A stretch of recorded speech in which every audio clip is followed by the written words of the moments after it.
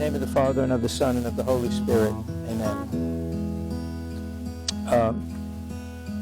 As announced, the theological virtues.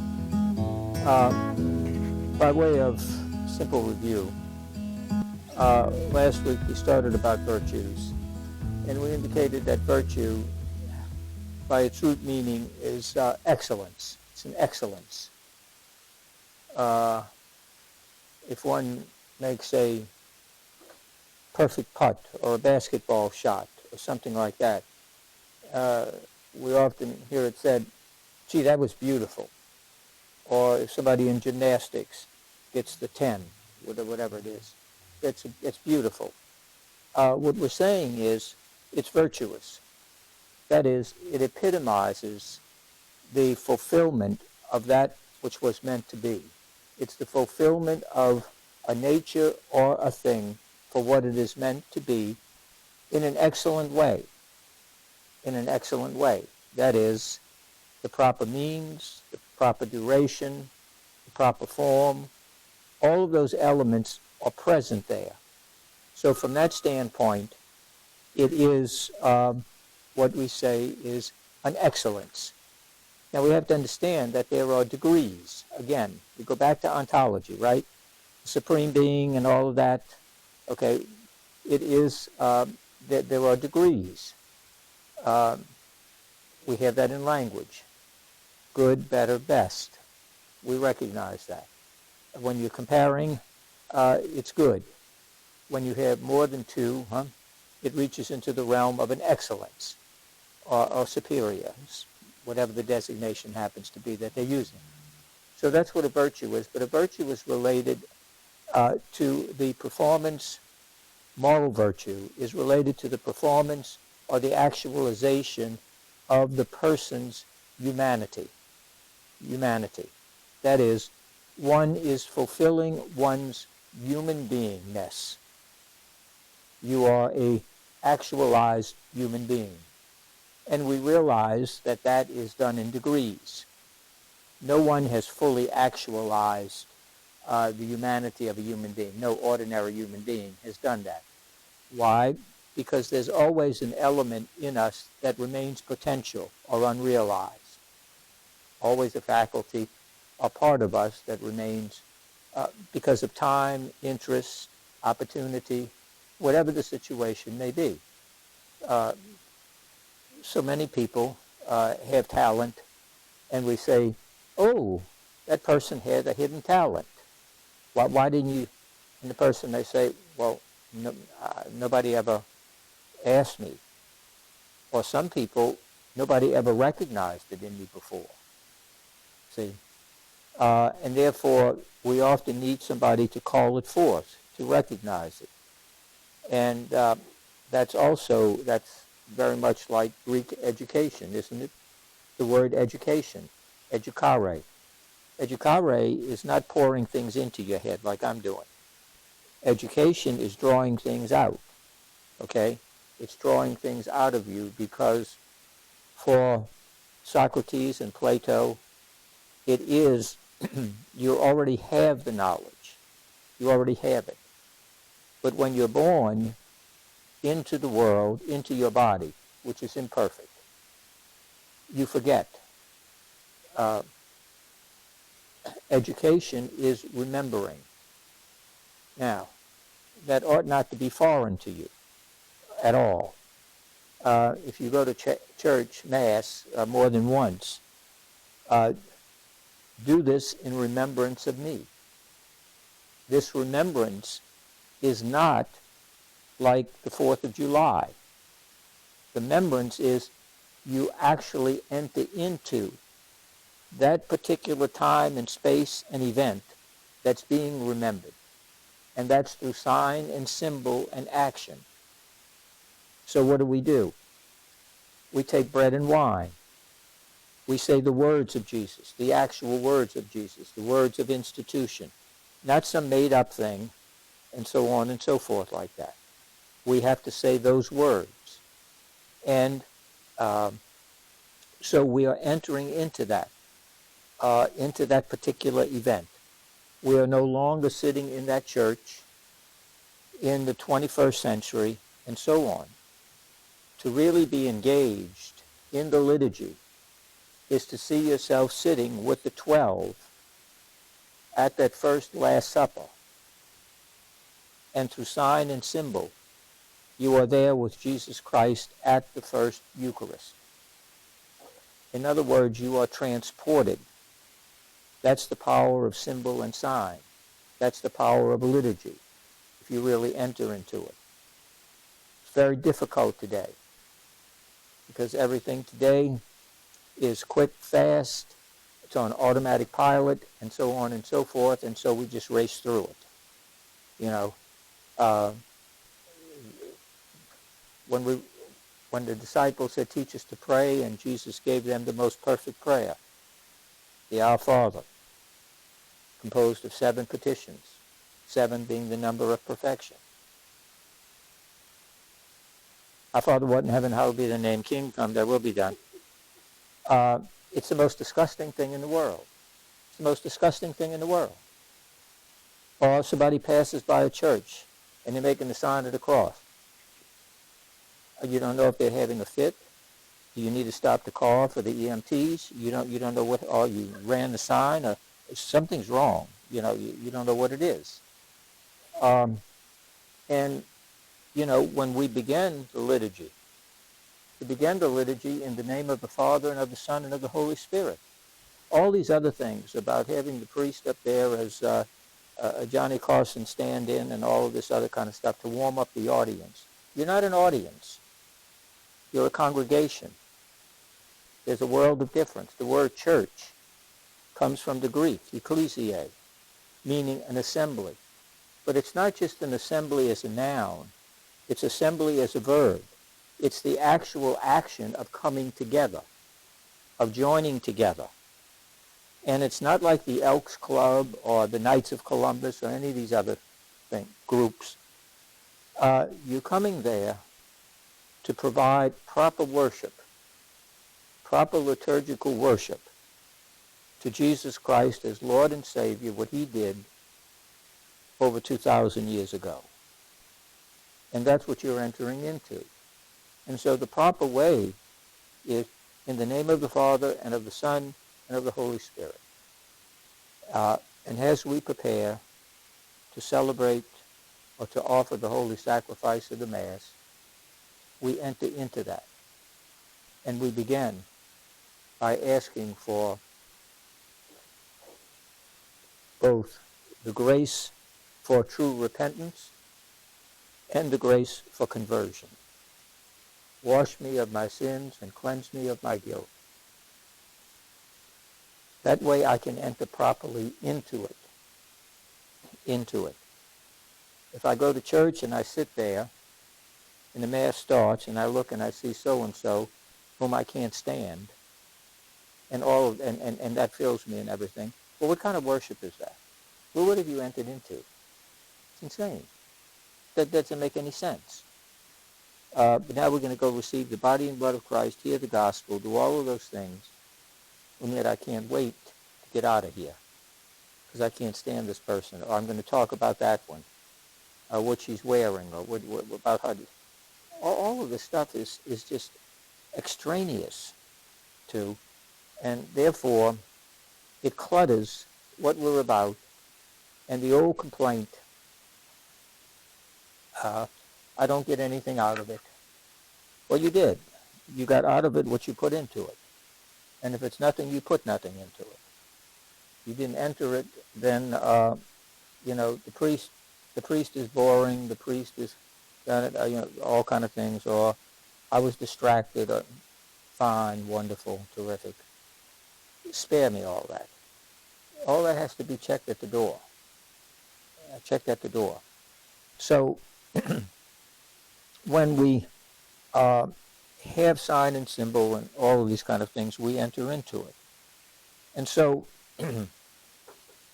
when we get to the virtues, we said last time that this is an excellence, and we talked about 2 kinds, the acquired virtues, referred to as the cardinal virtues, and there is the infused virtues.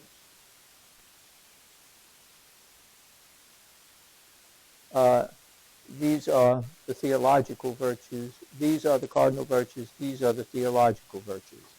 These are infused because it's not we who get them, it's we who receive them. These are put into our soul, into the very core of our being, and our part is to nurture and develop these over the course of our lifetime. It's not simply a gift that lays dormant. They can.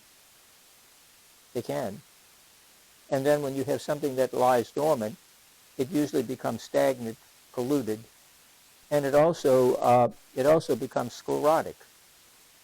It becomes frozen, hard, etc. It requires a daily exercising of. Some people wouldn't think about without doing certain things every day that they do, that they have to do, whatever it is. And yet, the virtues are the same thing, especially the acquired virtues, because those are skills that require practice. You have to practice this. And you practice it over the course of a lifetime. Not simply once and say, I have it. No. And faith is something that one lives into deeper and deeper. We can think of the infused virtues, if you will, as a mystery. Mysterion. And in the virtues, we encounter what the great philosopher of religion of the end of the 19th and into the 20th century, Rudolf Otto, in his classic book, Never Gone Away, magnificent book, The Idea of the Holy, calls the Mysterium Tremendum, the tremendous mystery of encountering God, that tremendous mystery, which is inexhaustible to us. We never say, I got it. I get it all. It's nonsense. We never get it all. We're finite beings who can never grasp fully and completely the infinite. The infinite must reveal itself to the finite. The finite by itself can never grasp the infinite. That's why from the beginning, God is self-revealing. And he reveals it in many ways and continues to reveal himself. And hence, as a mystery, when we hear of mystery, we either think it's somebody who can't answer the question and we're just fluffing them off, or mystery then is something that is a problem to be solved. It's not a problem to be solved, because the mystery, when it deals with God, is not a problem to be solved, because if it was, it means it has a solution, often by the analytic method of our mind. If I have a problem, what we want to do is break it into parts, and then see how the parts fit or how we can arrange it, etc. And then, boom, we have it. You got a problem with the car. Well, you begin looking at various things. And let's say it's the carburetor or whatever it is. And then you start fooling with it, and you're trying to solve the problem with the analytic mind. Mystery relates to God is not the problem to be solved, because we never will. It's a mystery to be drawn into. It's a mystery to be drawn into. So that in that mystery, God reveals more of himself to us, and in that process we are revealed to ourselves. It is a double revelation, but it is not a revelation susceptible to the analytic method. It requires what? It requires a surrender. It requires an openness. an openness to God's revelation, first and foremost. We never initiate this. We never initiate this. Because when we initiate it, it comes from us, and it's always tainted. Whenever it comes from us, it's tainted. The classic thing, again, as you know, in the scriptures, the man comes and says, I've done everything. I've done the commandments. I do all these kind of things. I'm wonderful, terrific, great, fine, wonderful, and all of that. And Jesus says one thing is lacking. So he initiated it. And no doubt the young man said, it doesn't record that, but well, what am I missing? You know, as we say today, well, what am I missing? Well, sell what you have, give to the poor, and come follow me. Now, immediately we think of material things. But I suggest to you that the rich man's problem is spiritual. See, he goes to Jesus with all his credentials, thinking that he's going to get the job. He does this, he does that, he has it all. He's got a beautiful resume. My goodness. Any of us would be proud of that. But he approaches Jesus. When Jesus first calls the disciples, they're doing their ordinary stuff. They finished fishing for the day. Jesus says, come follow me. It's always God who initiates. Our response is faith. The initiative comes from God. Otherwise, if we extend the initiative, we are in control of God. If I extend to you an invitation, okay, I may have certain expectations, certain rules. Simple one. We're having a formal dinner for some friends of ours over, therefore don't come looking like a beachcomber. Okay. I'm setting the parameters, and I have a right to do that. You're invited. Don't show up that way, because in all likelihood, and rightfully so, you shouldn't be allowed in. You do remember the parable where the guy has the wedding banquet, all of this kind of stuff, and the guy goes in and he says, there's a guy in here without a proper garment. And what happens? He gets thrown into the night with the wailing and grinding of teeth. Yes. He doesn't have the proper garment. That again, you know, there are parameters, etc. Mystery is the invitation by God to us. Acquired virtues, or virtues that we obtain for ourselves by our own effort, etc. And this mystery is inexhaustible. No one ever completely and fully gets the mystery of God. Nobody does. Nobody does. The greatest mind in the world, the greatest intellect, the holiest person in the world. No, because you see, God is not holy. God is holiness itself. The very being of God is holy. God is not love. God is love itself, in its the fullness and perfection of the being of what love is. That is God. And when you are called into that, or invited into that, you more and more, if you say yes, and God never, ever coerces a person. No. God is not an ancient potentate. He's not a medieval tyrant. He's none of those things. It's always an invitation of which you are free to accept or reject. It's always persuasion. The end of the 6th chapter of John's Gospel. I keep mentioning it. I know someday somebody is going to actually look at it. But the 6th chapter of John's Gospel, Jesus just gives him the greatest, deepest spirituality on the Eucharist. And they say, this is hard saying. Who can stand this?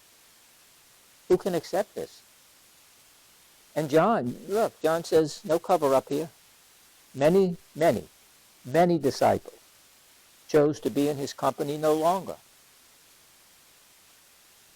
Jesus didn't say, come back, I'm just kidding. Or, I'm sorry, I didn't read the script. I've been out in the sun too long. I had a bad bagel. I don't know, whatever it was. I can't put up with Joseph and Mary anymore. I don't know what it is.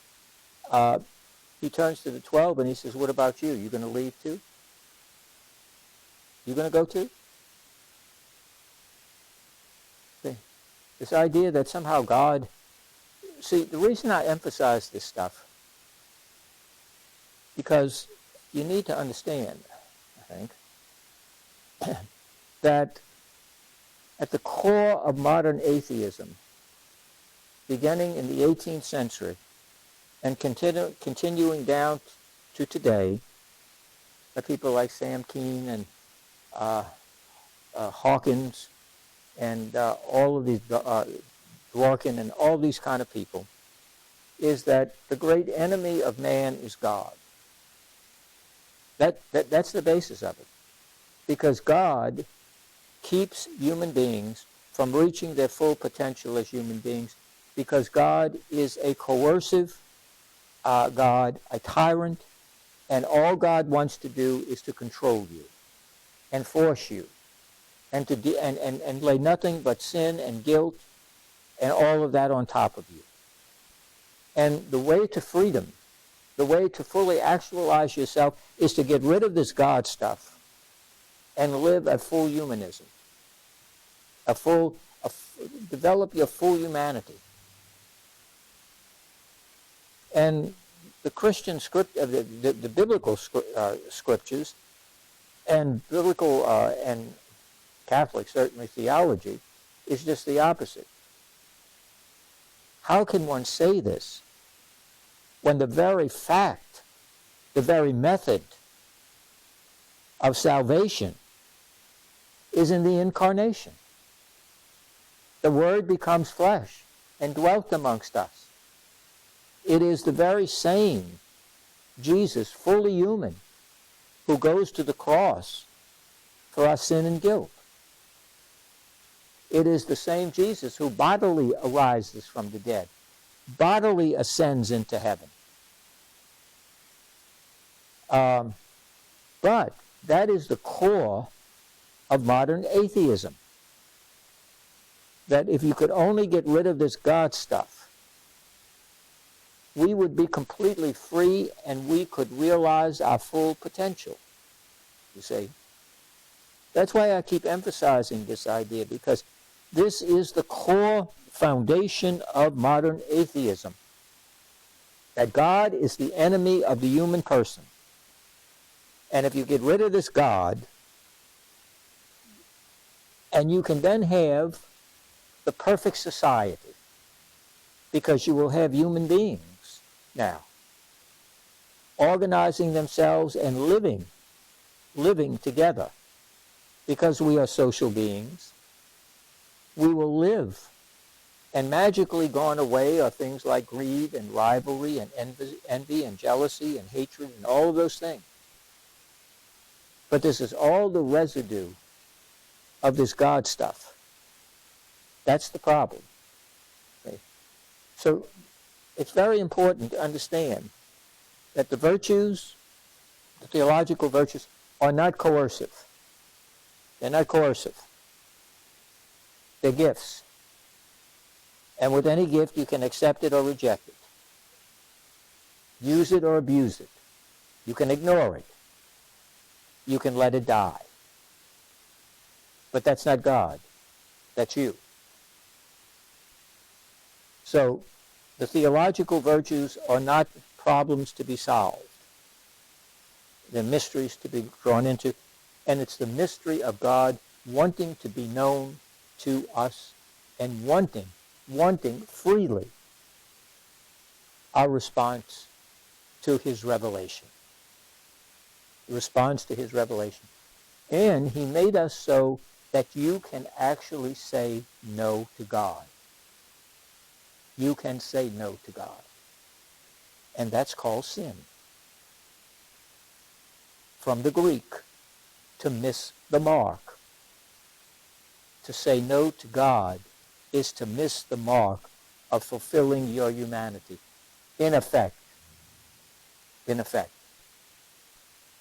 you are going to pass away, give away, squander the thing that we're made for, beatitude or blessedness.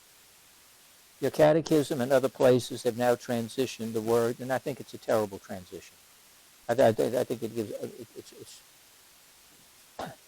they have substituted the word blessed. They've taken the word blessed and they've substituted the word happiness. There's a qualitative difference as long as the traffic out there and further between happiness and blessedness. You're familiar with the song? Remember back decades ago, all of you are, you're old enough.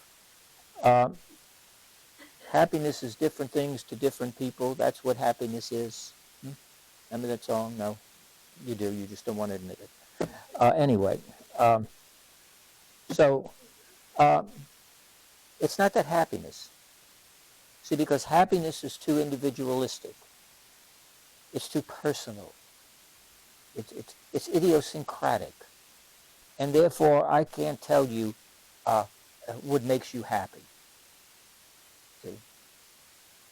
I understand the connection between the two, but it's not the inn of the 8 happinesses. It's the Sermon on the Mount dealing with the 8 Beatitudes. Because you can only be blessed fully and completely in the presence of Almighty God when you see Him face to face, when you are called into His divine presence, as you pass from this life to the next.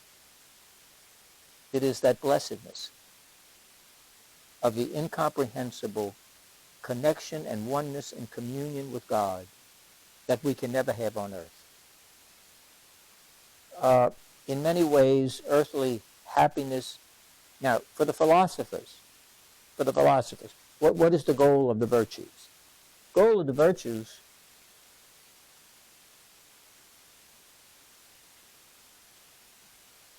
is happiness. That's the goal of the virtues. Plato, Aristotle, Socrates, etc. You cannot be happy living a life without virtue. You can't.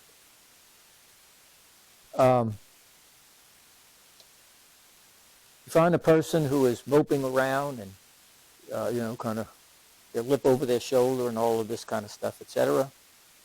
And if you ask them what's going on and you dig deep enough, you find at the heart of it is there's some vice lurking there.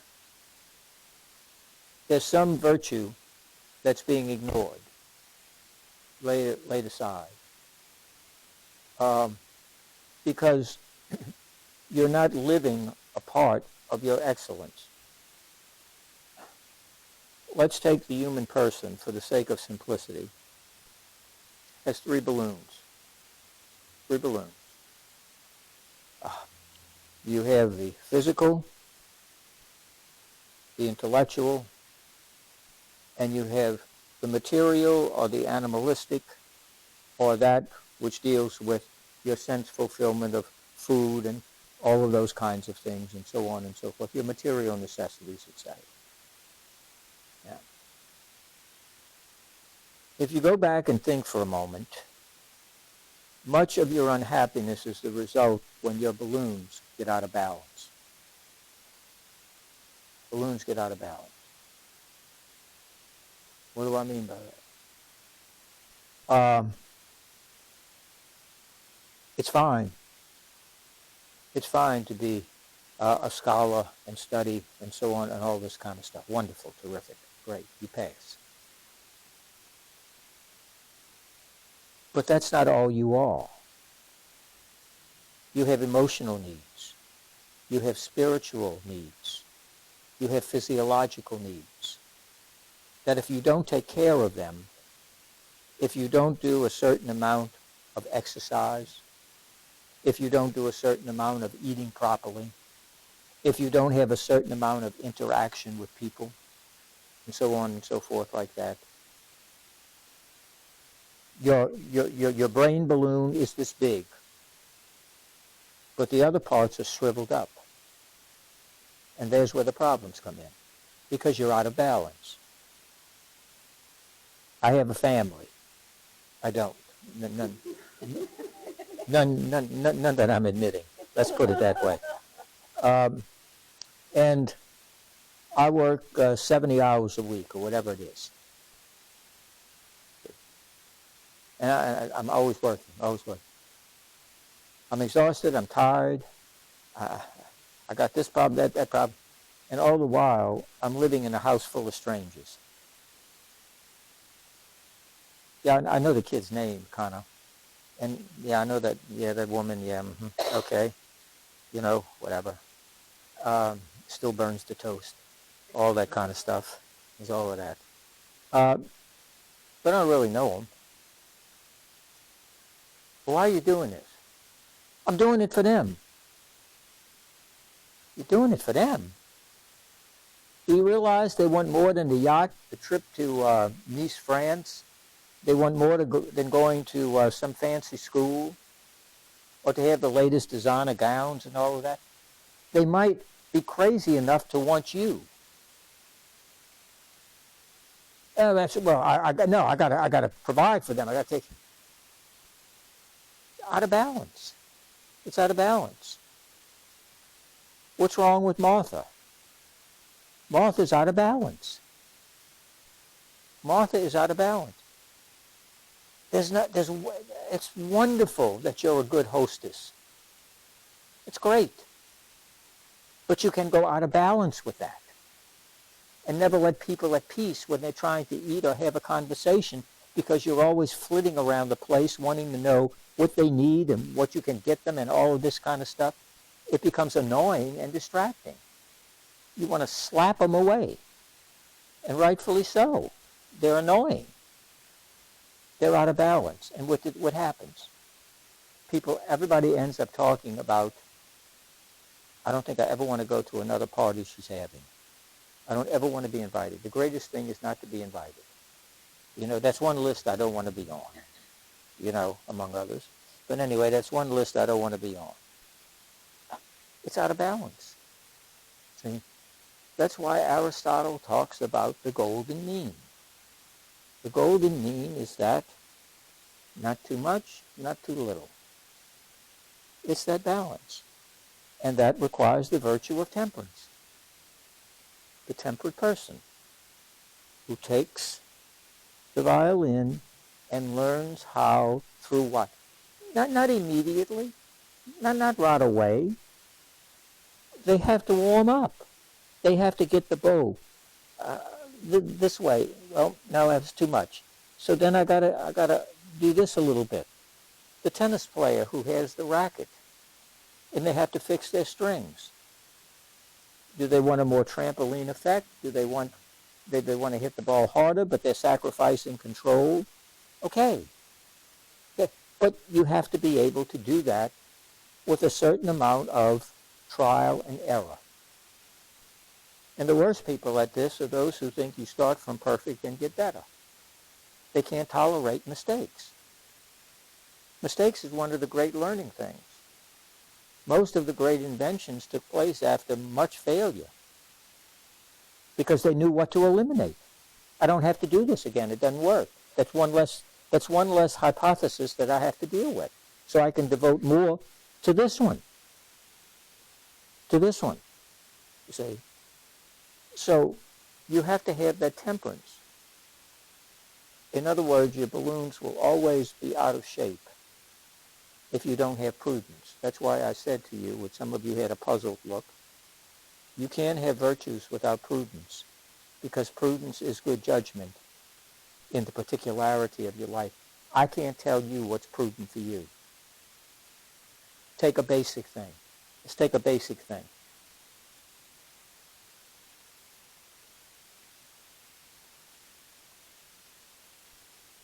Food. basic or primal. That's what it is. Don't do it and you die. So it's primal. And it touches on the first and most basic natural law, the law of survival. The law of survival. Self-preservation. Okay.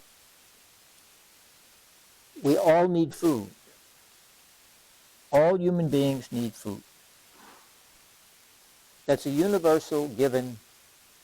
I don't know of too many people, they're probably already dead, who would disagree with that. You have to have food. However, we also recognize in the universality of needing food that there is a difference in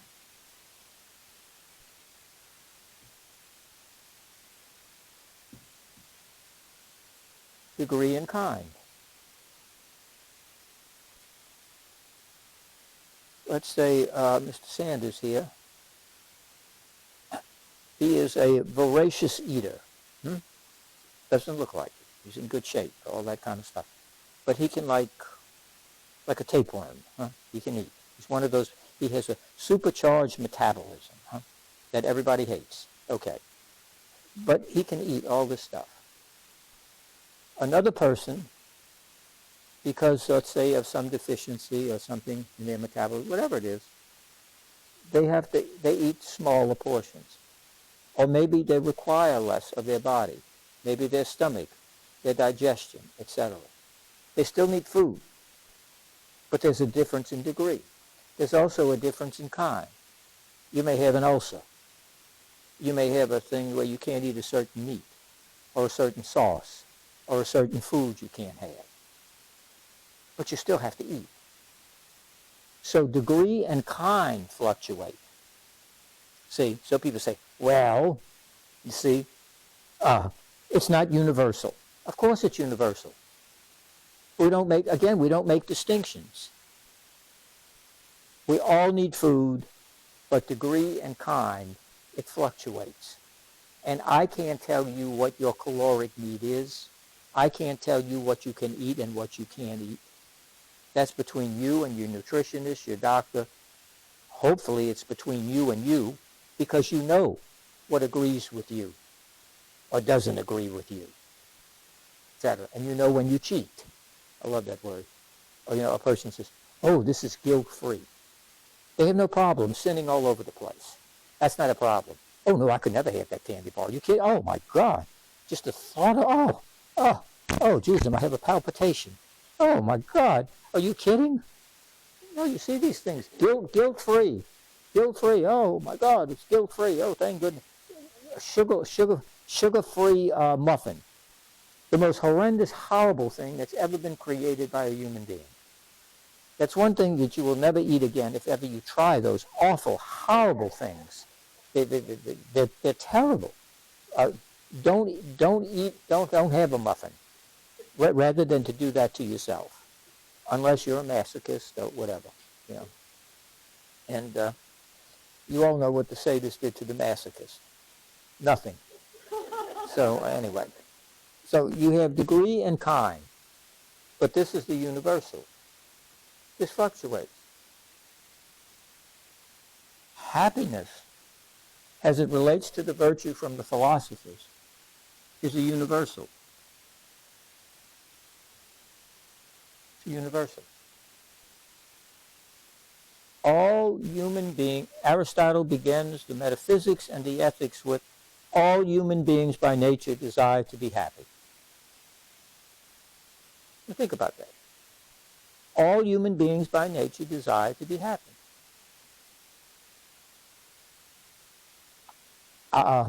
It may appear to be, but most human beings do not wake up and say, I can't wait to have an unhappy day. I'm really looking forward to it. No. We do things, our behavior is driven to the goal of being happy.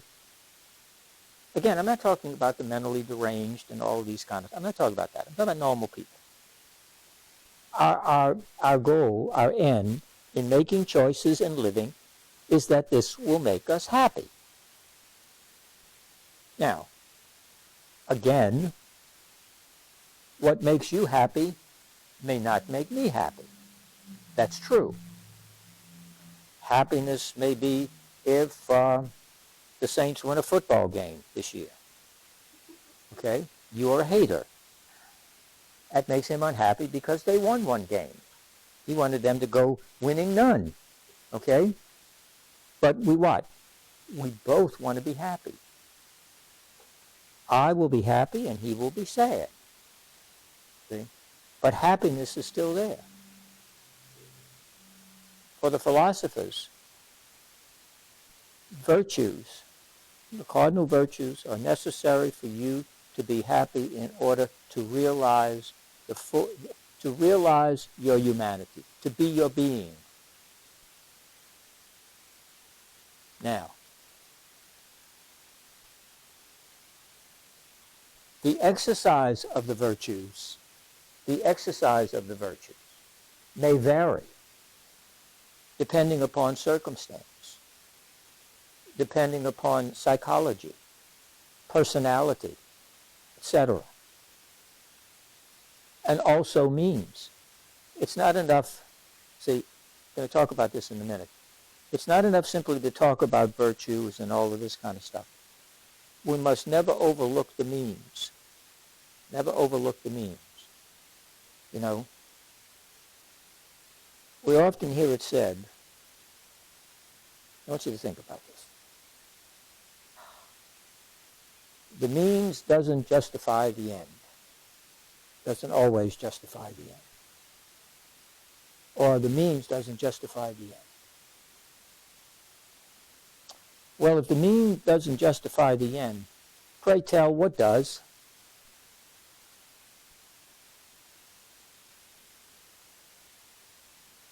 Can you tell me? Means justifies the end, and a person says, well, that's not true. Okay, well then tell me what justifies the end.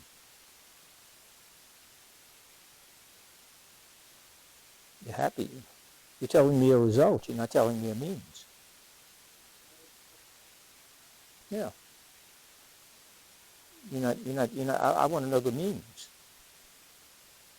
What you're going to do to get there. Whatever your end is.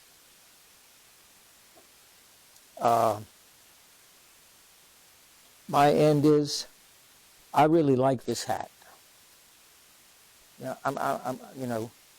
Imelda Marcos had her shoes, and I'm into hats. You should see my closet. It's full of hats. It's unbelievable. I look like Maya the Hatter. Okay? So I have my hat, and I really want this hat, etc. And he steps out and goes and does whatever he's doing. I don't know. Put it right in there. I don't know. I was in the bathroom. I really don't know what happened.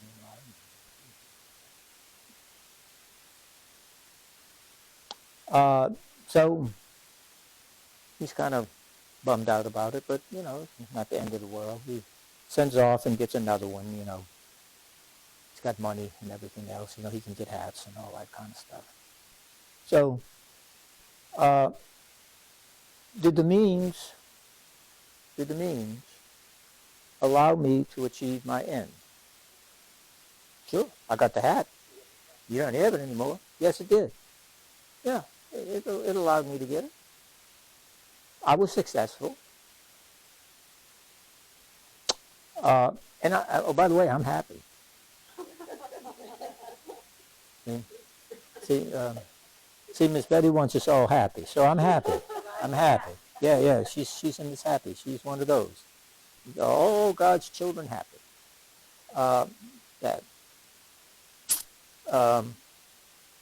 So the means justified the end.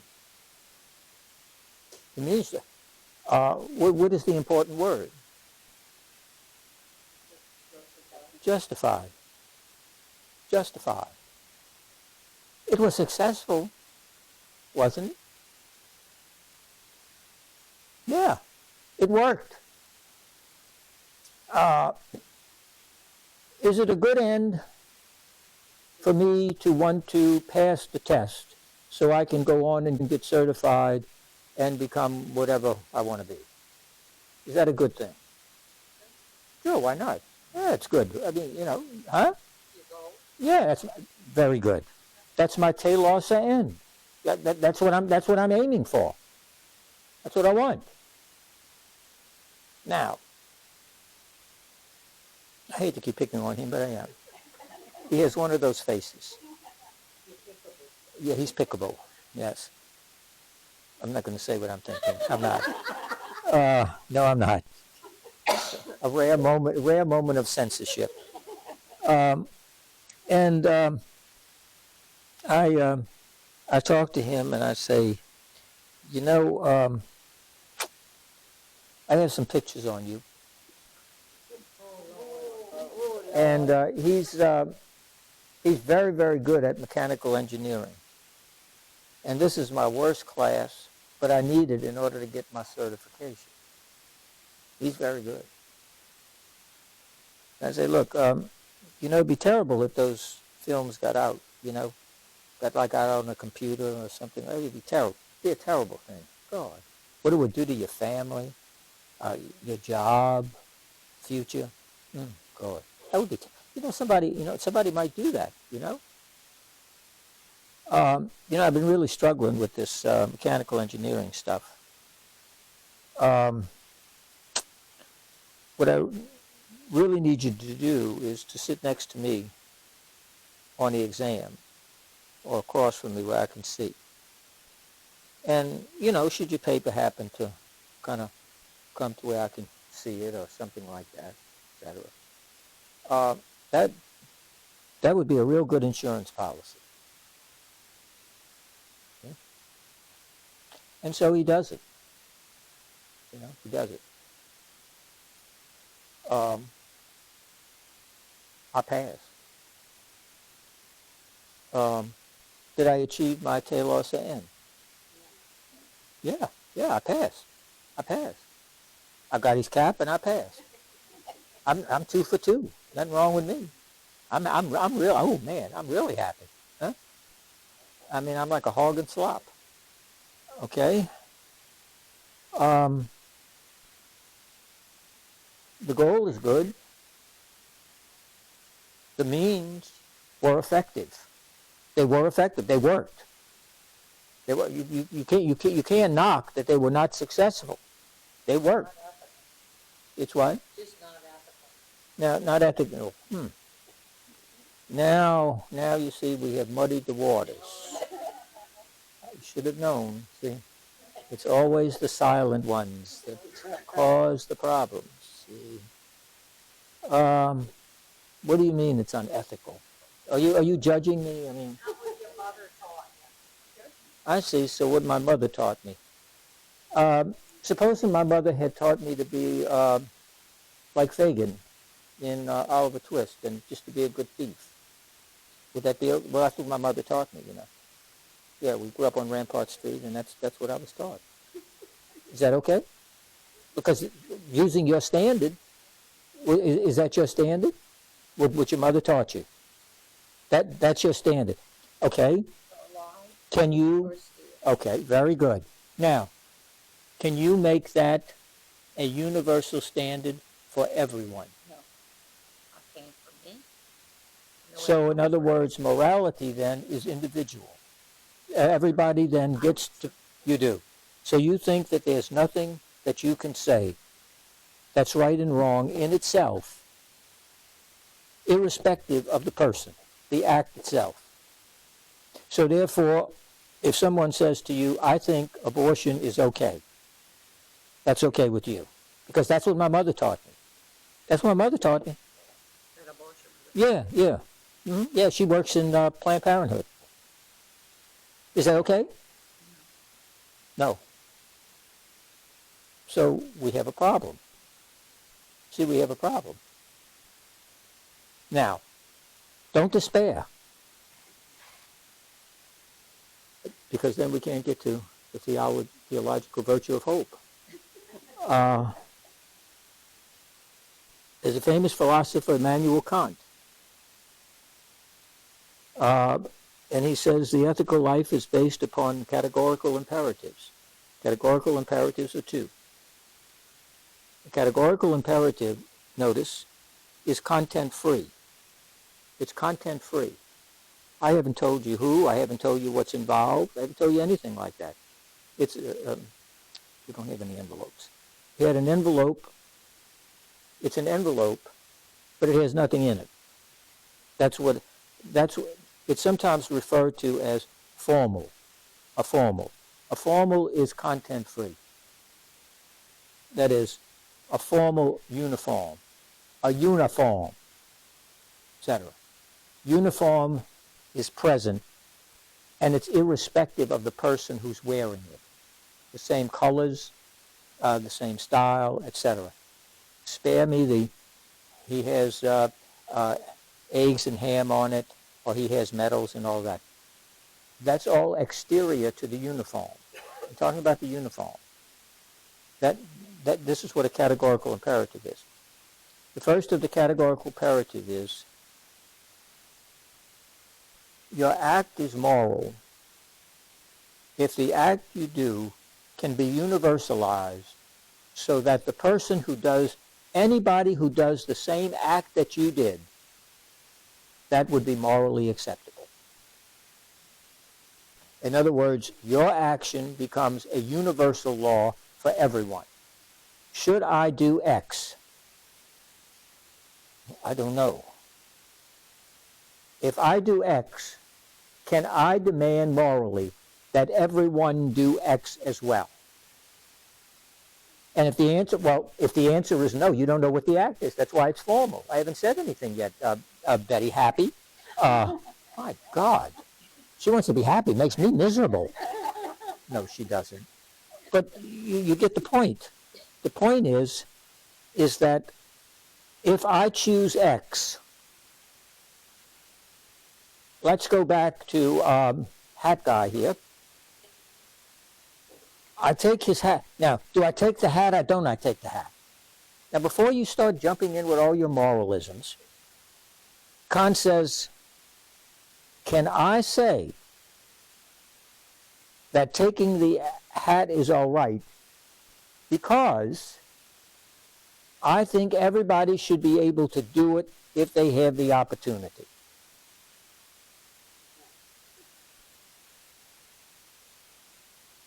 Why no? Why no? Because it does not belong. It's not prudent.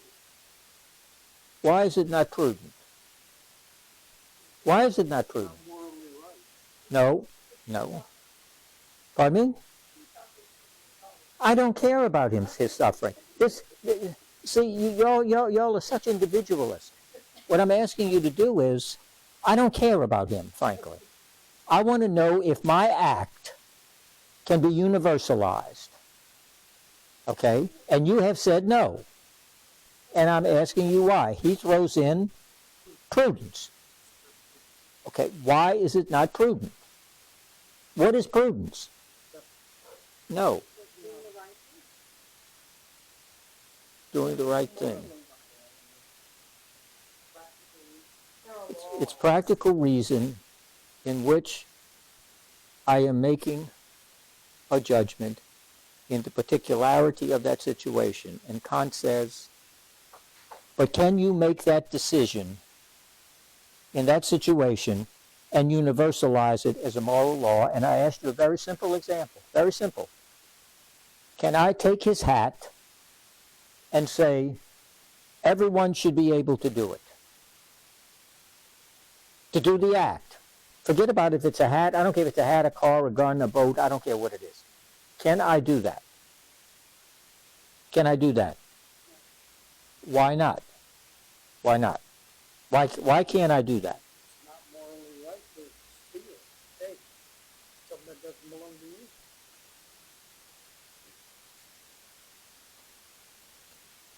you. It's not morally right. I'm asking you, why is it not morally right? Why is it not morally right? You said something important. You talked about practical reason, didn't you? Yes. Mm-hmm. Applying practical reason, why is it Why is it, according to Kant, wrong? Why is Because it wrong? if you think that you can take anything you look at and say it's mine, opposing what is not yours, You're all,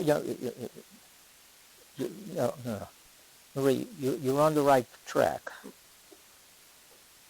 You take it and you then say, what? then it's mine. Right. But I want you to think outside of yourself for a moment and think of outside of Betty. I'm asking you, can I universalize this for everyone? The sin?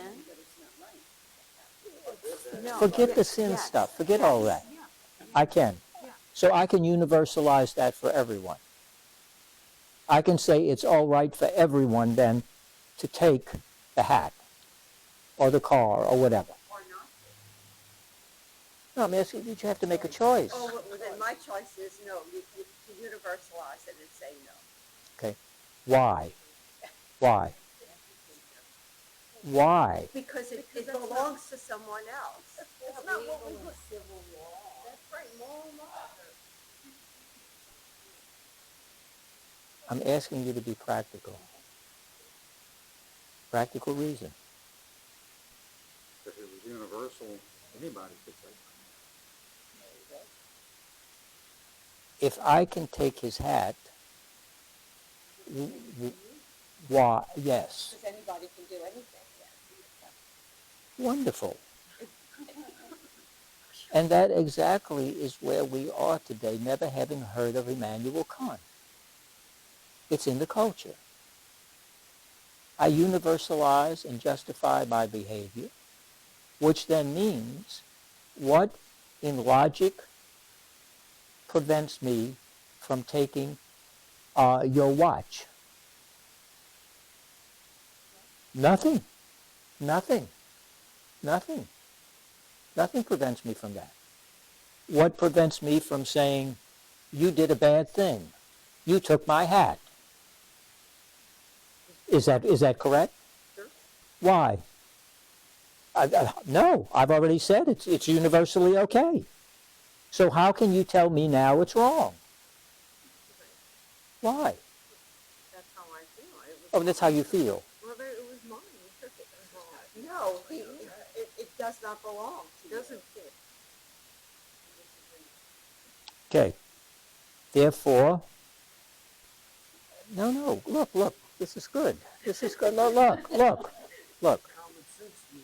We have people who say you can take it and it's okay. You have people who say no, you can't, it's wrong. Okay? It's bad.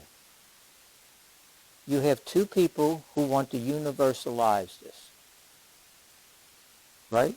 He wants to universalize, it's wrong. You all want to universalize, you can take it.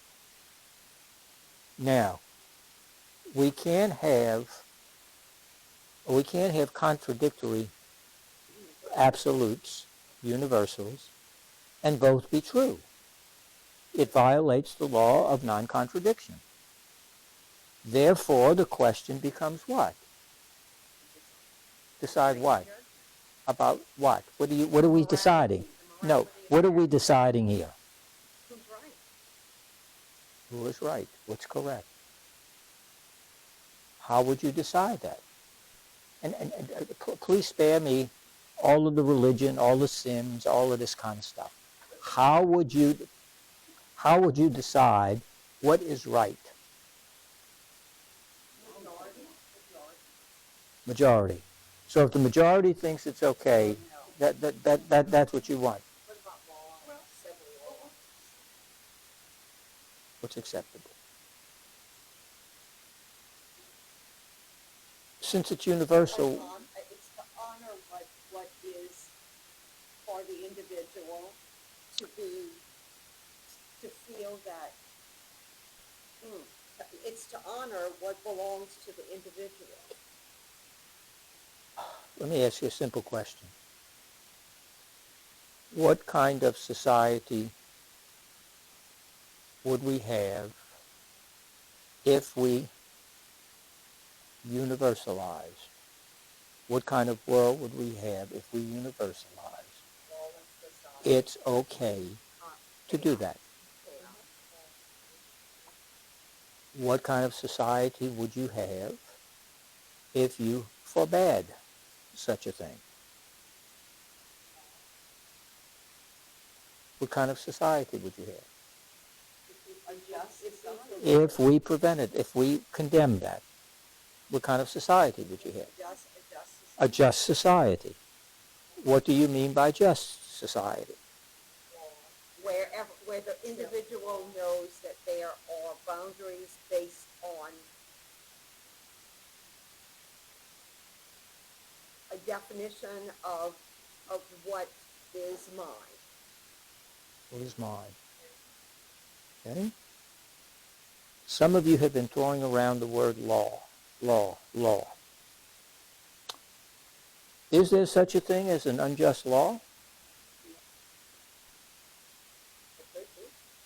Are there unjust laws?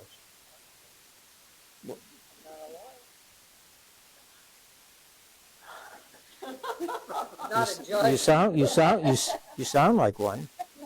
Are there unjust laws? Are there unjust laws? Mm-hmm. Can you give me an example? See, it brings up the question that's confusing to many people today. That if it's legal, it's moral. You are a lady. Up until some point in the 20th century, you couldn't vote. That was the law. Up until 18th, maybe even the 19th century, I'm demoting you now, you can't vote on certain issues because you're not a property owner. Sorry, you can't. You can't. You can't vote on tax issues. You can't vote on bond issues. You can't vote on any of that. Why should you vote for something that you're not living under? No. Certain parts in our country's history, if you were Catholic, you could not vote. That's America's ugly little secret, which continues, by the way, today. Only thing it's sub rosa. Sub rosa, yeah. So you want to appeal to civil law and you want to appeal to legislative law. So if that, and Miss Betty, in her desire to make everybody happy, wants to put everything up to a vote of this. You know, nothing wrong with that. You know, democracy. Oh my God, we all got to have God's children got to have democracy. Plato can't stand democracy. Aristotle thinks it's one of the worst forms, etc. Because all the worst people outnumber the good people. So who decides everything? The worst people. See that anyway. So there's moral law. And okay. And what is this moral law? How do we know this moral law? It comes from God. It's infused into us. Comes from God. Oh Lord. Atheists need not apply. And by the way, which God are you invoking here? The one true holy God. I see. Well, you know what, ma'am? I'm an observant Jew, and I'm a very good person, and I worship God. And just because I don't worship your God doesn't make me any less holy or any less right than you. And why can't I participate? Or why don't I count in your scheme of morality? Can you tell me? Because I'm really offended by you. Gotta Catholic throw that, because gotta the throw one that true in. holy God is the three beings. The three beings. I see. So you have, let's see now, you have the one true God, three beings. Okay, let's see. Did you go to math class ever? So in other words, you got three of them, so they're schizophrenic. No, this No. is three of them and we cannot comprehend what it really means. It's one. I see. I see. But multiple personalities. I see. Yeah, the three faces of Eve. Remember that? So what happens here? I mean, I don't buy. I'm a Hindu. I'm a Hindu. Tell you what, I'm an atheist. I don't believe in any of this stuff. What happens to me? Am I just disenfranchised? Thrown away? Yeah, Betty's happy with that. See? Yeah, see, Betty wants a theocracy. Ship her off to Iran. See how that's working for you. What I'm saying is, what, pardon me? Ah, no, don't give up. Don't give up on that. Go with it. No, you're right. Go ahead. That's good. The rights you have by being a being. Natural rights. Natural rights. That is very, very important. You see, today, this gentleman, Mr. Sanders, has hit on a very important, sly little trick of words. If you notice, people do not talk about natural rights. Go back to the founding of this country and the colonial period and even before then. They didn't talk about, they talked about natural rights. Natural rights. Rights given to one by God. Jefferson puts it, a limited list, in the Declaration of Independence. Natural rights. What do we talk about today? We talk about, it's very sly, we talk about human rights. Does anyone see a problem with that? Does anyone see what has happened? Natural rights, human rights. Does anyone detect any? Because the powers can define what human rights are as opposed to natural rights. Marie, you have redeemed yourself. She's now acceptable. She no longer needs a bell saying unclean, unclean. Although I think she has been somewhat contaminated by Betty over here, who wants everybody to be happy, and everyone looks miserable, so okay.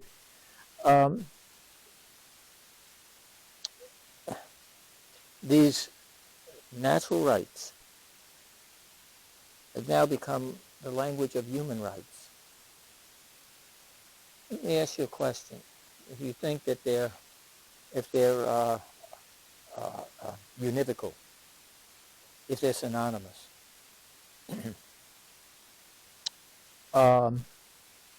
is Jim here a human being? Yes. Does he enjoy human rights? I would assume. Well, you assume? I'm sure he would. Yes. Okay, you're sure. Yes. He's a human being, so therefore he has human rights. Mm-hmm. Does this nice lady, is she a human being? Yes. Does she have human rights? Yes. Yes. Mm-hmm. Yeah. Thank him for it. I mean, I didn't say anything. I'm still suspending my whole evaluation here. Now, human rights, male, female, all of that. I mean, it's a good thing. It's a good thing. I want to introduce you to somebody. She's 23 years old.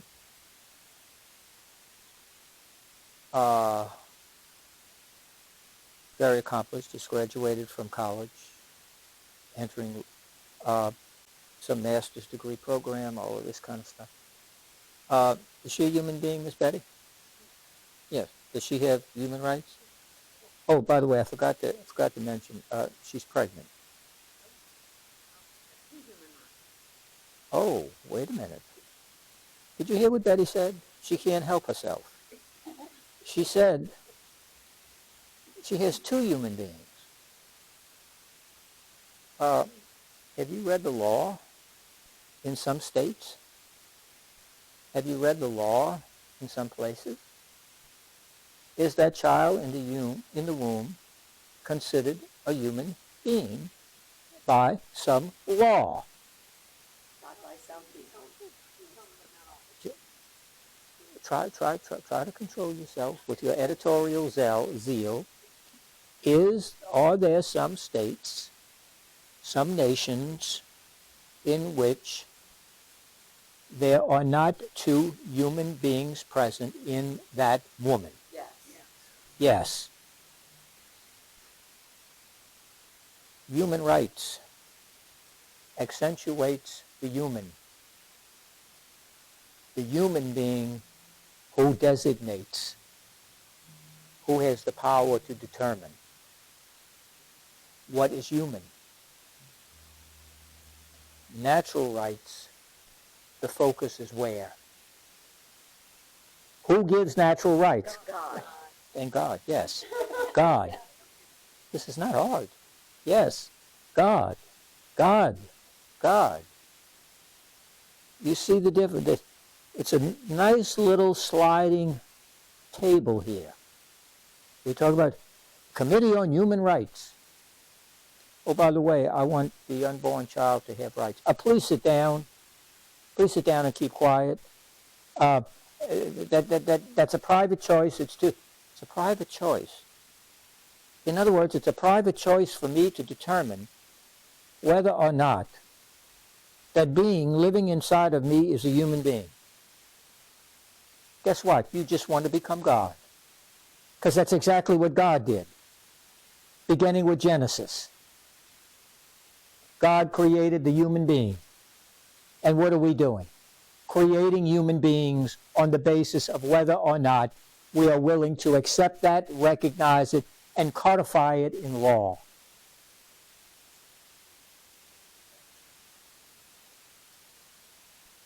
What did we do to blacks? What did we do to blacks? In the Constitution of the first Constitution, it was 3/5 of a person. 3/5 of a person. They were sold as property. They were chattel. Bought and sold human beings. This was what? You had the Christian churches going along with this. You had all of these kind of things going on. Quoting the Bible to say slavery was all right. The buying and selling. All this kind of stuff going on. You had that. It's part of the history. I mean, it's in the Bible. You can deny it, but that's foolish. It was there. Nazism. Jews are not human beings. Hitler surrounded. There's a magnificent book that you should read. It's a great book. You don't have to be a doctor or written by this psychiatrist. It's a fabulous book. It's called The Nazi Doctors. It's written by Robert J. Lifton. Fabulous book. Fabulous book. And what he does is he shows that Hitler purposefully recruited around him the medical establishment. In order to be able to identify those who were subhuman, hence life not worthy of life. Life, oh yeah, they were living. They were living. I mean, a plant lives, a dog lives, etc. They were life not worthy of life. Not worthy of life. And we start with the Jews. And then what did we do? We then went to the mentally defective, what they call the imbeciles. Then they went into the prison, and they got the criminals,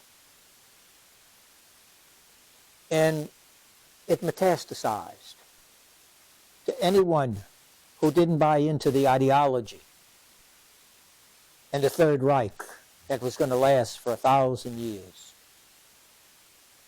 You see what happens. The first thing you want to do when you want to destroy a person or a race or whatever, you dehumanize. Because it's very easy to kill that which is not human. Oh, you may be sorry that you have to kill your dog, but I guarantee you when you do, you take him to the vet and you do all these kind of things to make sure, quote unquote, he dies peacefully or she dies peacefully.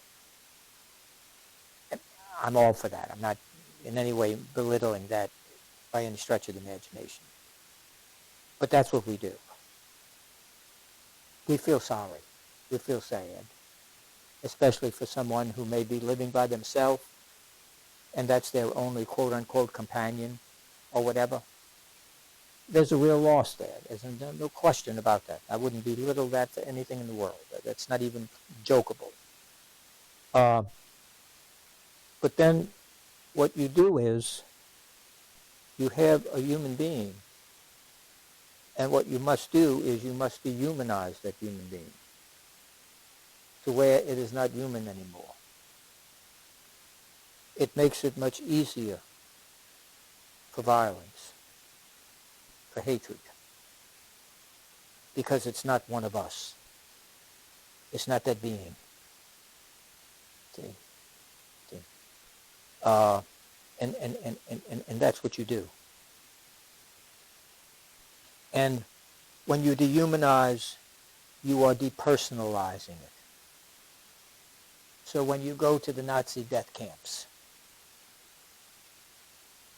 there are no, the football players and the basketball and all the egomaniacs that play sports today, their name is on their back. Thank God, okay, hold your breath. Thank God for the New York Yankees and the Indiana Hoosiers. They do not have their names on the back of their uniforms. Why? Because you are playing for the New York Yankees and you are representing Indiana University, and we don't care what your name is, by the way. We don't care. So you want to sell your LeBron James jerseys and all of this other sort of stuff, thinking how terrible this capitalist country is, as he won't live long enough to spend his billions, okay? But leaving that aside. No. When you play for the Yankees, it's not a question of whether you like the Yankees or you don't like the Yankees. The idea is you representing the pinstripes. And why do they wear pinstripes? Because Colonel Rupert, when he got the team, he said, I want you all to look like businessmen, because you're playing and you are professionals and you're representing the Yankees. And that's how you're going to look. You're going to look like a businessman in a pinstripe suit. And that's what it was, and that's what it still is. It's iconic. It should never change. Never change. That's what it was. And in Indiana, they had a little movement there that didn't last very long. Thank God for Bobby Knight. They came with the foolishness, and Bobby Knight said, no, I don't have a problem with that. You can have your name on the back of your uniform. You just won't be wearing an Indiana uniform. That was it. There's the door. You're representing this university. You're part of a team. And so on, like that. You see.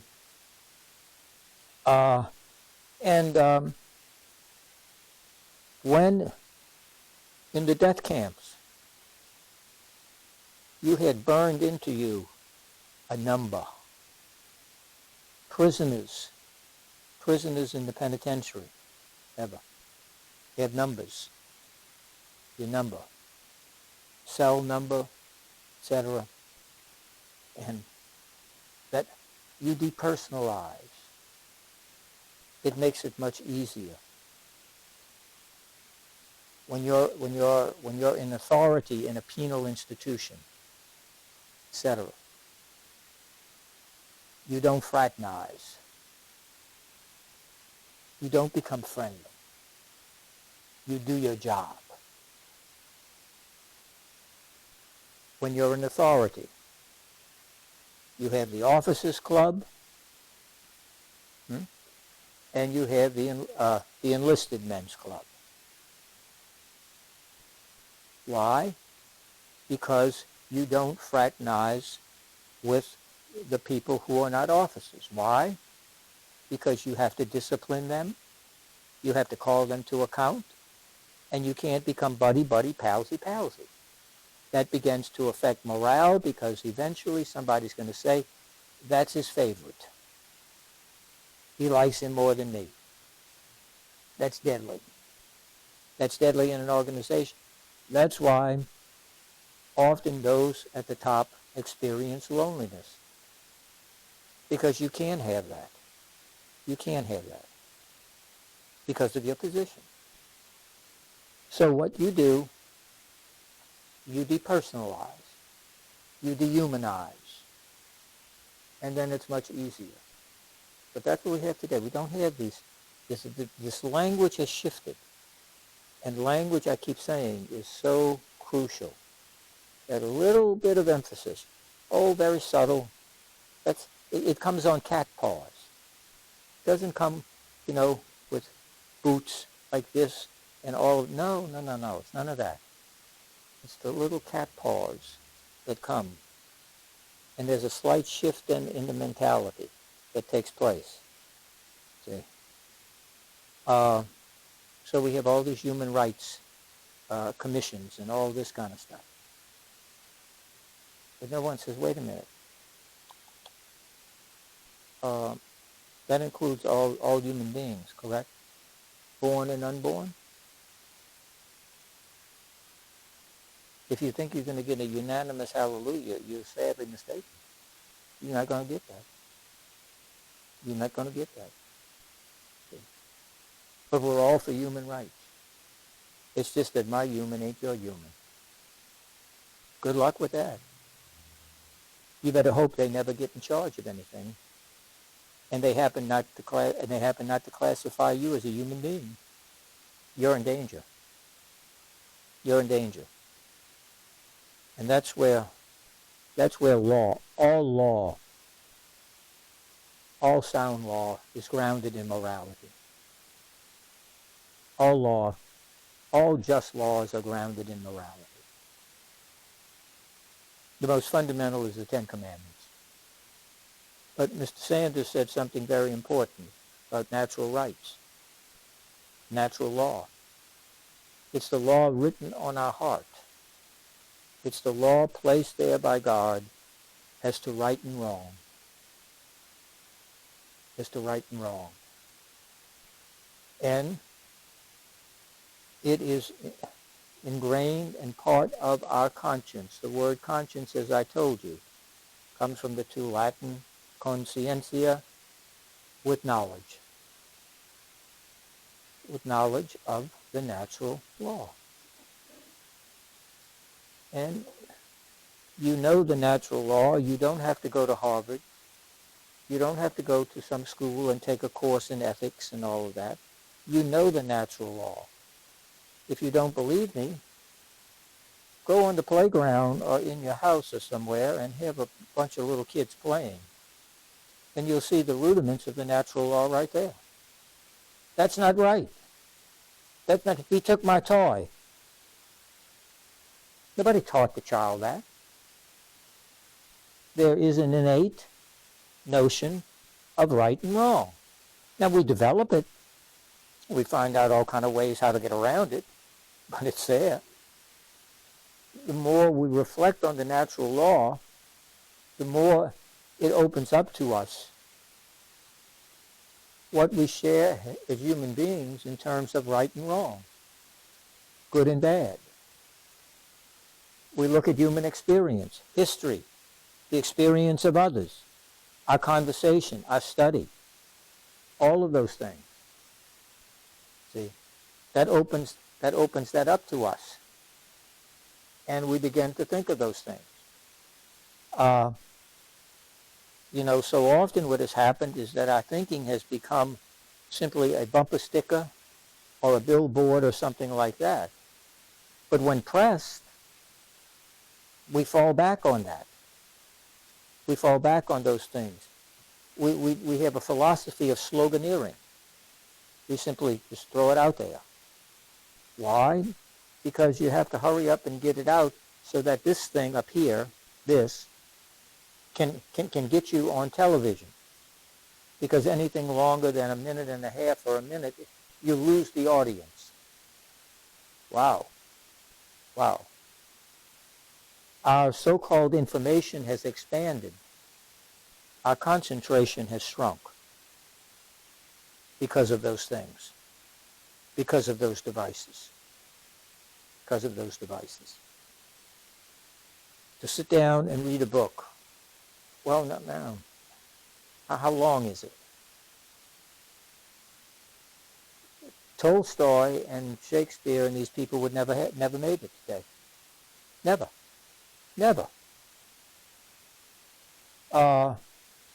No, they wouldn't have. Tolstoy, War and Peace, are you kidding? Never. Wouldn't have happened. You mean, and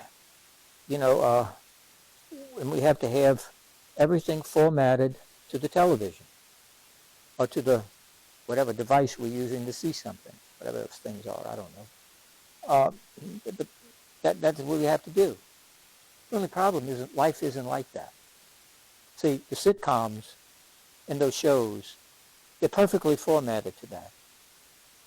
But anybody who's lived longer than about 2 seconds realizes that life is a little messier and more complex than that. Our life is not a sitcom or a made-for-TV movie or something like that. Our life is very complex. And it doesn't fit that. And when it doesn't fit that, we get very frustrated, we get angry, we begin to grab and look for any solution, just grab things like this. We get like this. Well, why isn't it working like that? You may not say that, but that's what's going on inside of us. That's what's going on inside of us. You know? And so, the idea of living a virtuous life in terms of happiness and well-being is something that is our task. But we have to live it in the culture and the historical moment in which we find ourselves. And each historical moment, each place has its own distinct challenges. Its own challenges. Every time, every epoch, every span of time, it has its challenges. We have our own, etc. Whether it's secularization, individualism, whether it's the rise of the imperial self determining for themselves alone right and wrong, all of these kinds of things, the politicalization of everything, all of these kinds of things. But this is where we're planted. This is our historical moment. We are this generation, not some other generation. We're this generation. We have to learn to deal with that. And these virtues are supposed to be the skills that help us to navigate it on the horizontal level. I mean on the horizontal level. But it's not enough. The acquired virtues are not enough. Because our goal is not simply happiness. Do we want to be happy? Of course we do. Of course we do. Yes, we want to be happy. But in this world, we can be naturally happy. But we realize that we often confuse happiness with the word contentment. And they're qualitatively different. Qualitatively different. Can a cow be content? Sure. Got 6 stomachs, huh? Something like that. Can a person be content in their home on a Sunday afternoon watching a football game? Yes. Have your Doritos, your adult beverage, watching the football game. You're content. Aristotle would say, yeah, you are content. Because what? You have fulfilled those basic things at that level. At that level. But you can't call yourself happy. Why? What's that? Exactly. Yeah, exactly. I have spiritual need. I want to watch this. I want to watch this game coming up. I want to watch the 4th quarter or something like that. I know it's 6 o'clock and Mass is at 6 and it's the last one. Maybe I'll make it up during the week. Okay, rationalization and everything else. Okay, people do that all the time. Well, they don't have that thing anymore, huh? Well, you got to go to church every Sunday. I mean, isn't it done? You know, is that still around? Is that still working? It takes everything in you not to want to take the person and push them in front of a car. You know, I mean, it's like, I'm so tired of hearing that. You know, it's like the church is so rich. Give me a break. But what I'm getting at is contentment is not happiness. Happiness requires the fulfillment, especially of the higher elements of your being, freedom and intellect. You can be happy you can be content with your Doritos and your Budweiser or Coors or whatever you're drinking, whatever it is. You can be content. Is there anything wrong with that? No. No, there's nothing wrong with that. Nothing wrong with that at all. But it can't be your life. That can't be the thing around which your whole life revolves. And everything else is either let go or, oh, it's horrible, it's ever, you know, I don't want to read, I don't want to do anything. The only thing I want to do is I want to see what's the games on TV. That's fine in its place and up to a point. Again, we're at means. It's also having to do with the quantity, the measure, as they say, the measure of something, to measure it. See, measure is a very interesting thing. We tend to think of measure mathematically. Length, quantity, 16 ounces, 10 ounces, 6 ounces, 3 ounces, whatever it is. The greatest cooks in the world don't have any of that stuff there. Pinch of salt. Now tell me what a pinch of salt is, please. The next time,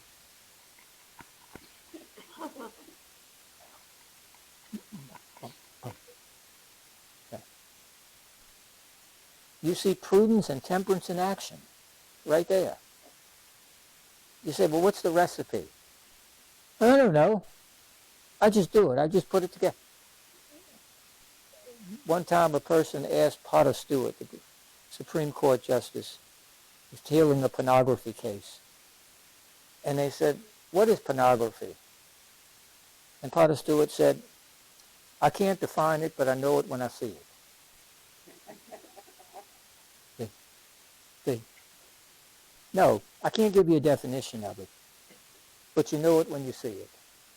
And how did you get that just right? I don't know. It just tastes that way. No. Recipes, they don't have any of this stuff written down.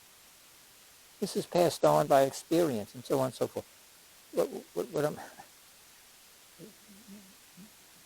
So happiness has to do with the virtues and ought not to be confused with contentment, because we have much more than being contented. We're meant for more. And happiness, in terms of the acquired virtues, is necessary, but, always a but,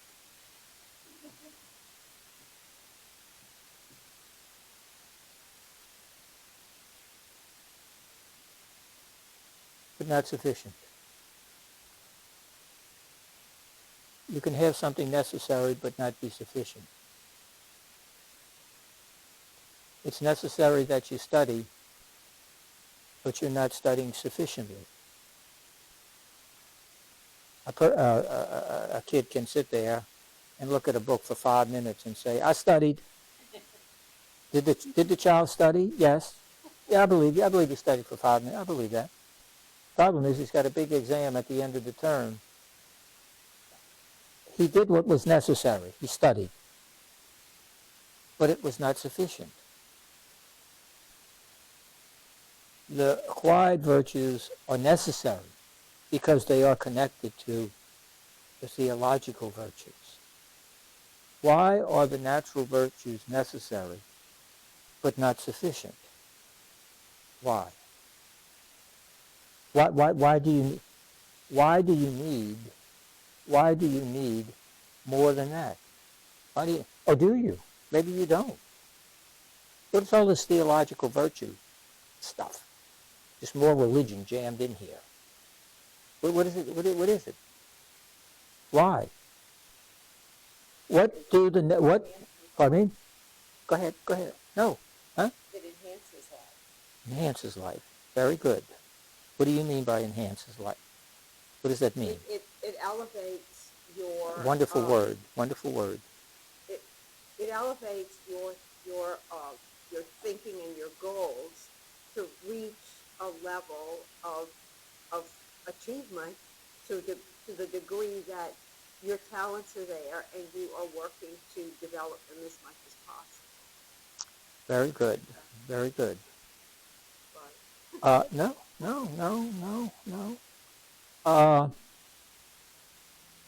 I run a homeless place for homeless people. Down and out and all this kind of stuff. And not in your neighborhood, don't worry. And I do that. Let's say. Everybody wants them, but not in their neighborhood, I know. Okay. And this poor fellow, who has been through the ringer tonight, I know he's not coming back next week, I guarantee you. He shows up, and he's down and out. You can see that. I mean, just look at it, huh? I mean, just Mother Teresa comes out in you, doesn't she? And I give him some food that he desperately needs, a new set of clothes, see that he has led a very, very, very suspect life with his pool shirt on. Huh? Obviously grew up in the church of pool players and all of that kind of stuff and so on. And so I get him into a training program and I do all of that. Am I showing signs of being a good person in doing that? Yeah, sure, yeah. I mean, don't fill the room with your knowledge. Don't be afraid. Yes, of course it is. I mean, what else would it be? I mean, God said, yes, that's it. I am a good person. I am, pretend for a moment we're in California. I'm a little nun, okay? And I'm running the same kind of place. And he comes, and I do basically the same things for him. Basically the same things for him. Yeah.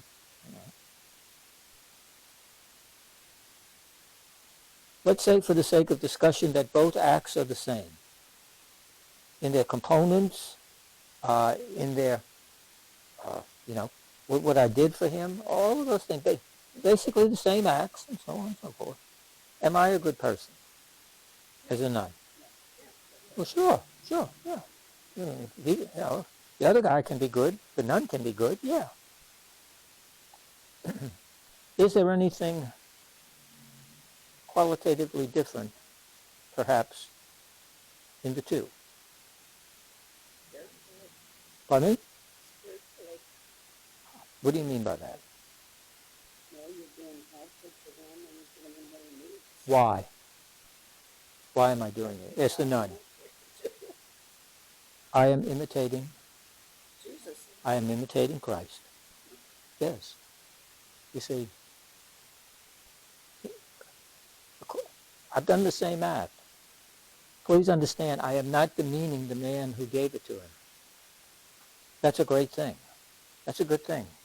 He met his corporal needs, but he also gave him a way to become independent, etc., getting him into a training program, and all of these kind of things, so he's not making him dependent and all that kind of stuff, etc. It's a beautiful thing. My God, we'd have such a better society. Because if we had more people like that, there'd be less people like we have, and also there would be less need. My job is to become obsolete. That's my job. You don't need me anymore because there's no more need. See? So, that's all good. But what may often happen, not always, the motivation for giving him, this man helping this poor soul, my motivation is humanitarian and horizontal. Nothing wrong with that. My God, nothing. That's commendable. You know? But with the nun, it is not enough. It's necessary. You're often not going to get a bad, rotten, stinking human being to go and do all of that for him, expecting nothing other than he leads a good life. So there's no hidden motives here, none of this kind of stuff, manipulation and all that. No.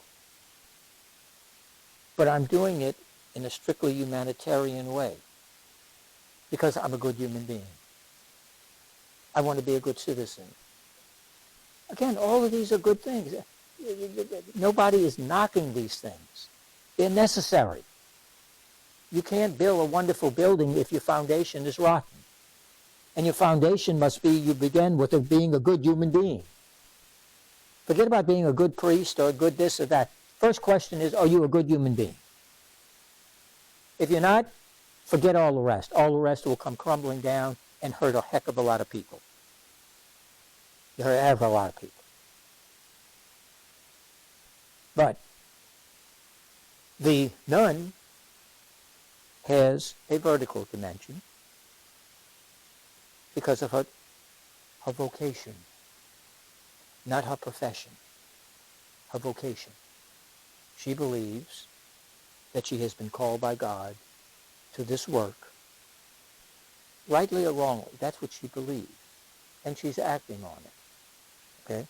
So we're not calling into question her motives, or is she delusional or not. We're not talking about any of this crazy stuff. We're talking about normal people here. So I have that dimension. Now, we're almost finished. I am the man who's on the horizontal level. We've already validated it, by the way. And I find out that he has been less than honest about certain things. In fact, he's been around pulling scams where he's going from place to place. And he's also been taking some of the money out of the kitchen because I put him, trusting him in the kitchen to oversee the operations and so on and so forth. And I find this out.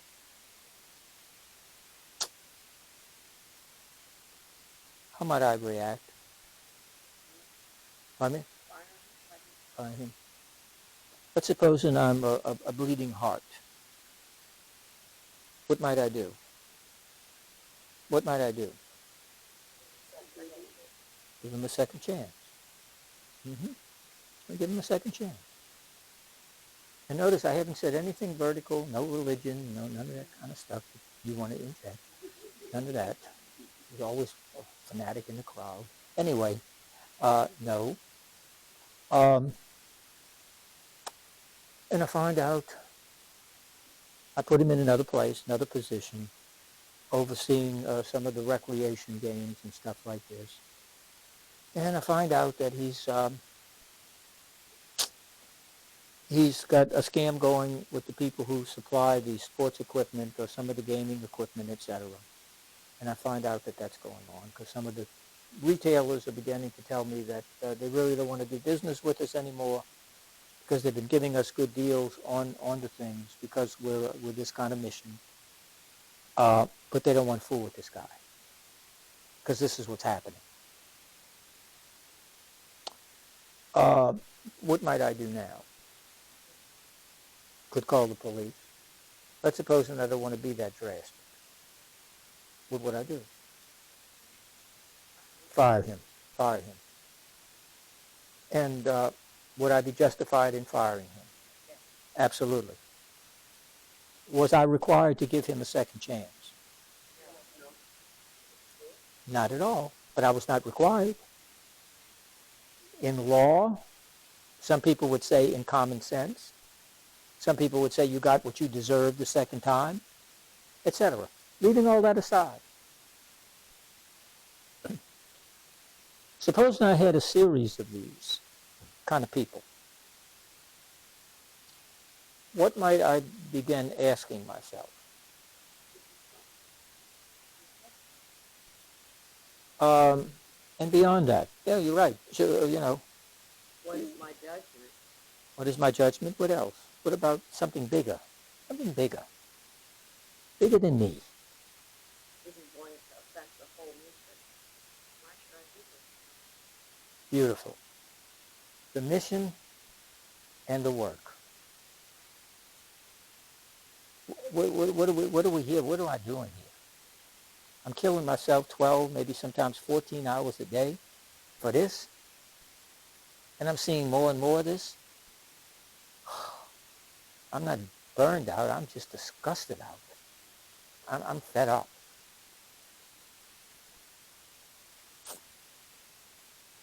The person who is motivated by a religious vocation, not always. We're generalizing because you have to generalize. We can't talk about particulars every instant. That's impossible. Generalizations are fine. What might Sister have done the first time this came to her attention? Talk to him. Yes. Some spiritual direction. If not her, whom? The priest, the chaplain. Maybe they have a chaplain. I don't know. But you can throw a chaplain in there. Make it a fully staffed place. So that. And how might the first person talk to him the first time it happens? In what kind of language? Would the first person talk to him who has been informed of his shenanigans? What kind of language, what kind of approach would he take? What kind of vocabulary? Yes, but I'm talking about content. Yes, but content. You're giving me, what kind of language might he talk to him?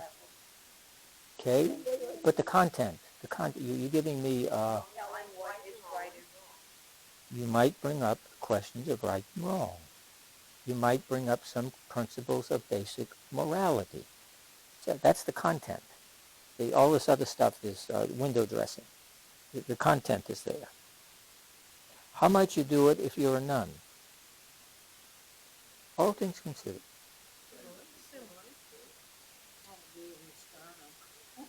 Well, what might you do? You might Yeah. offer a way to Well, but the content, folks. Now, Prayer. See, we're going to bring you in, Jane. I don't care, Marie. What happens, Yes, you might work into it the idea of a vertical dimension. You might bring Christ into this. You might bring in the question of why the mission is even there. What's the goal and the purpose? You might try to find out what prompted that person to do what they did. Maybe there's an explanation. I didn't say a justification, please. I didn't say that. I said an explanation. That explanation should not just be dismissed as, it's just a bunch of baloney. No, it's not. I'm not doing that. I want to find out how they're thinking. I want to find out what their process is. I can't do that if immediately I slap them down with some kind of moral lecture and all of this kind of stuff. They'll clam up tighter than any clam and oyster you have. It's not going to happen. No, I want them to tell me. And I'm not going to be shocked. I'm not going to go, oh my God, you're so stupid. None of that stuff. I want to hear it. Because I have to know how their mind is working. It may not seem like it, but not in this group, but in a formal class and all this kind of stuff. When a student is asked to give an answer, like a short answer on an exam, etc., and it's completely off base, it's out in space somewhere, I often call that student in and I say, this is the question, and this is the answer that you wrote. Now, can you tell me what question you were answering? Because this isn't a question. And they give me a question. And I say, do you think that the question you answered is the question that was asked? Oh, well, no. I said, that's a great revelation to that person. That way, I didn't tell them they had a wrong answer. They just didn't answer the right question. See? Now, drop that down to kindergarten or first or second grade. When a child comes home and all he's got on the paper is red X marks. Okay? There may have been 10 questions. And the child got 8 of them right and 2 wrong. And the child comes home with the paper and there's two red marks. What it tells the child is education is about not getting red marks. But stop and ask that child, what question were you answering? And you find that the child did not misunderstand the answer. He misunderstood the question. And you can work with that. You can work with that. You say, no, let's review. And you say, look, this is the answer.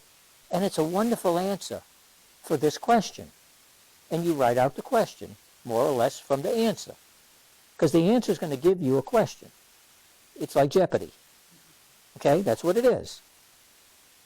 And then you ask them, is that the same thing? And, well, no, it's not. Now let's look at the other one.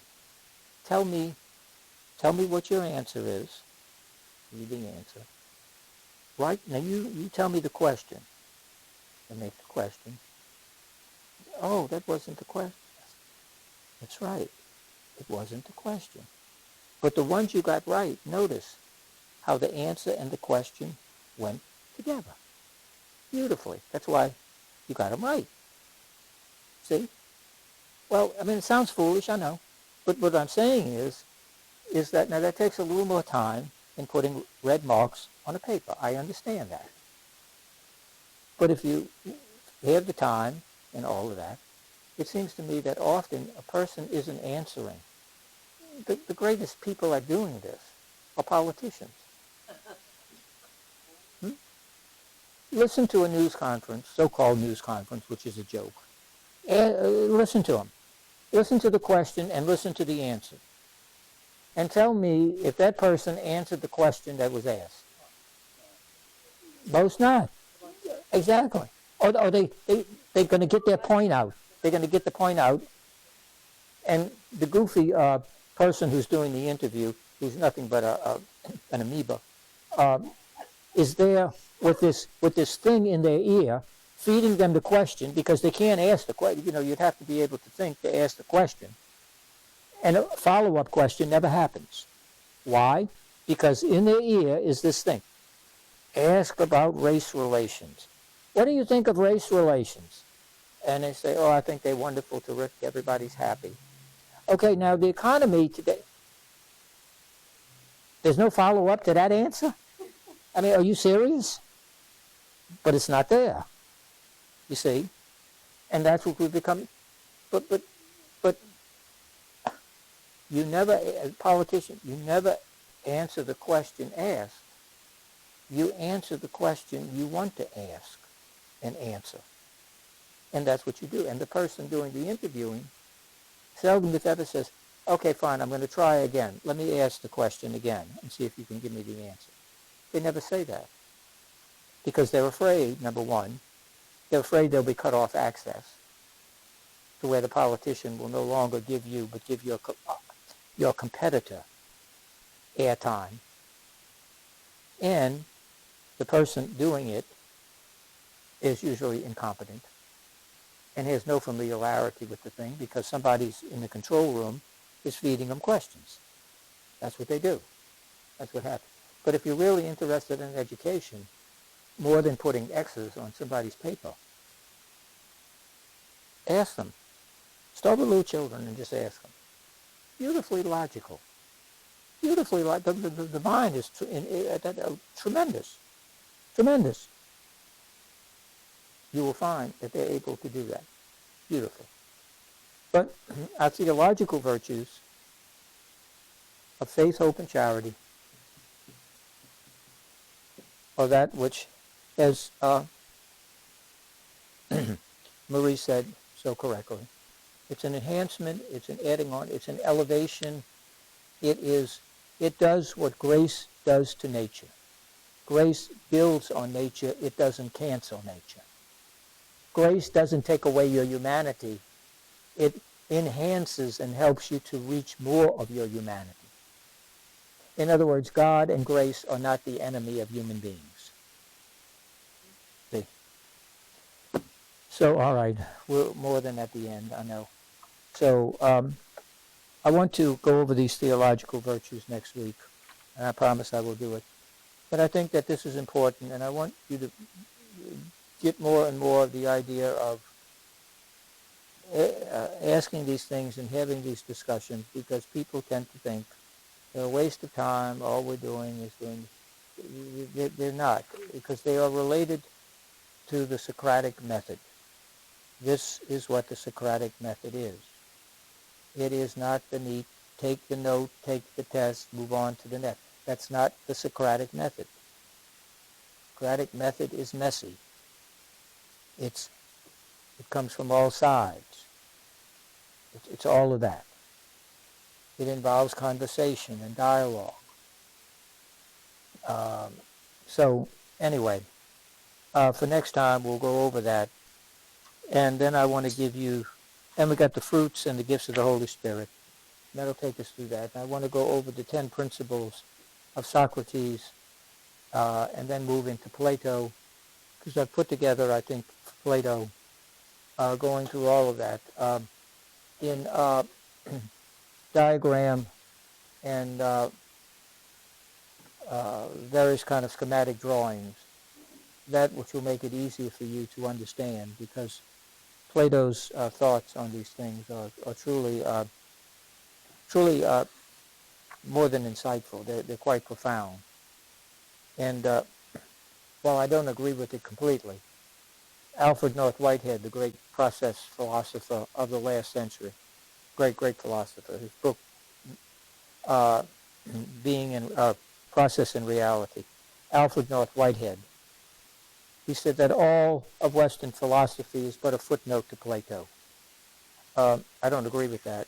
I think Aristotle is, especially in the ethics. But nonetheless, leaving that aside, certainly Plato has still, I mean, you can't talk about Western philosophy without Plato. And we're going to go over Plato. I'm going to give you the 10 principles of Socrates. You've had a dose of this. I want to do this with the natural virtues, and then next week the theological virtues, and then we'll move into Aristotle and Aquinas, because Plato greatly influences Augustine. And Aristotle, for Aquinas, is, as he puts it in the Summa Theologica in big letters like that, he calls Aristotle the philosopher, and it's in capital letters in the Summa Theologica. See it like that. And Plato, Aristotle was Plato's student. He studied at the academy and then developed his own when they broke away from each other. But the great thing is they were never so close as when they disagreed. It's a beautiful thing, you see. And Aristotle developed the Lyceum, and Plato was the first one to develop the Academia, the academy, from the Greek word meaning olive grove. The academy is an olive grove. It's a place where students gathered to enter into dialogue and talking about a topic or issue, etc. But anyway, we'll talk about all of that, and you'll see how the roots of Western Catholic theology took place. And I do want to go over the theological virtues next time, because there are significant differences between the Catholic tradition and the classical Lutheran and Calvin tradition, which are deeply ingrained in the American experience, especially Calvin. So we'll talk about that next time. Thank you. Let's end, please. In the name of the Father, and of the Son, and of the Holy Spirit, amen. Almighty God, Father, Son, and Holy Spirit, we offer you glory, praise, and thanksgiving for your gift of this time together. And we thank you, O Holy Spirit, for your indwelling presence, your graces, your transforming presence. We ask you, please, O Lord, to grant us your graces of a blessed night, that we may rest and sleep in your peace. And through your great love, you may grant us a new day, where we may love you more deeply, serve the church with deeper commitment, and love those dear to us more truly. Please help us arrive home safely.